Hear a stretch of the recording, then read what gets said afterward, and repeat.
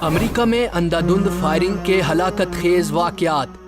امریکہ میں لوگوں پر بلا اشتعال فائرنگ کے ہلاکت خیز واقعات جدید دور کا المیہ بن چکے ہیں۔ ان واقعات میں اوسطاً سالانہ 30,000 انسان مارے جاتے ہیں۔ ایسی اندھادھند فائرنگ کے واقعات کسی بھی وقت کسی بھی جگہ رونما ہو سکتے ہیں۔ گزشتہ چند مہینوں میں ان واقعات میں اضافہ ہوا ہے۔ رواں ماہ نومبر 2018 میں ایک 28 سالہ سابق فوجی نے لاس اینجلس شہر کے نوائی علاقے تھاؤزنڈ اوکس کے ایک ریسٹورنٹ میں فائرنگ کر کے 12 افراد کو ہلاک اور 10 دیگر کو زخمی کر دیا۔ بارڈر لائن اینڈ گرل نامی ریسٹورنٹ میں ایک کالج کے نوجوان طلبہ کی پارٹی جاری تھی۔ سابق امریکی فوجی نے حملے کے بعد خود کو گولی مار کر خودکشی کر لی۔ اکتوبر 2018 میں پیٹرس برگ شہر کے نوائی یہودی علاقے کی ایک قدیم عبادت گاہ میں کی گئی فائرنگ سے 11 عبادت گزار مارے گئے۔ اس حملے کا ملزم گرفتار کر لیا گیا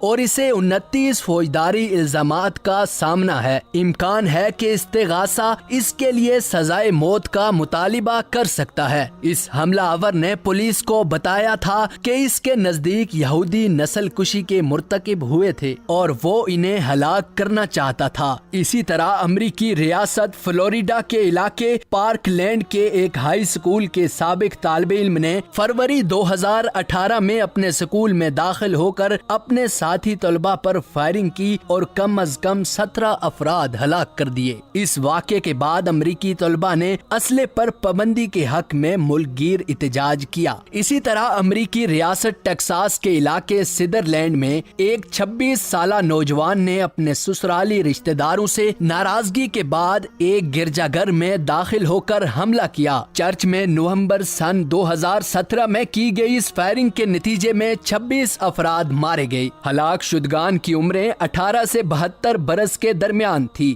لاس ویگاس کے نواح میں منعقد کنٹری میوزیکل فیسٹیول کے شرکاء پر کی گئی فائرنگ کو جدید امریکی تاریخ کا سب سے خونی حملہ قرار دیا گیا تھا۔ ایک 64 سالہ حملہ آور نے ایک ہوٹل کی کھڑکی سے میلے کے شرکاء پر بلا اشتعال فائرنگ کر کے 59 افراد کو ہلاک کر دیا۔ 800 سے زائد افراد زخمی بھی ہوئے تھے۔ اس شخص نے بعد میں خود کو گولی مار کر خودکشی کر لی تھی۔ اس حملے کے محرکات ابھی تک غیر واضح ہیں۔ ایک امریکی نے ریاست فلوریڈا کے بڑے شہر میں ہم جنس پرستوں کے ایک کلب میں داخل ہو کر کم از کم 50 افراد کو اپنی رائفل سے بلا اشتعال فائرنگ کر کے ہلاک کر دیا۔ جون سن 2016 میں کیے گئے اس حملے کی وجہ حملہ آور کی ہم جنس پرستی سے شدید نفرت تھی۔ امریکی ریاست کینیٹک کے شہر نیو ٹاؤن کی سینڈی ہوک ایلیمنٹری اسکول میں ایک 20 سالہ نوجوان نے داخل ہو کر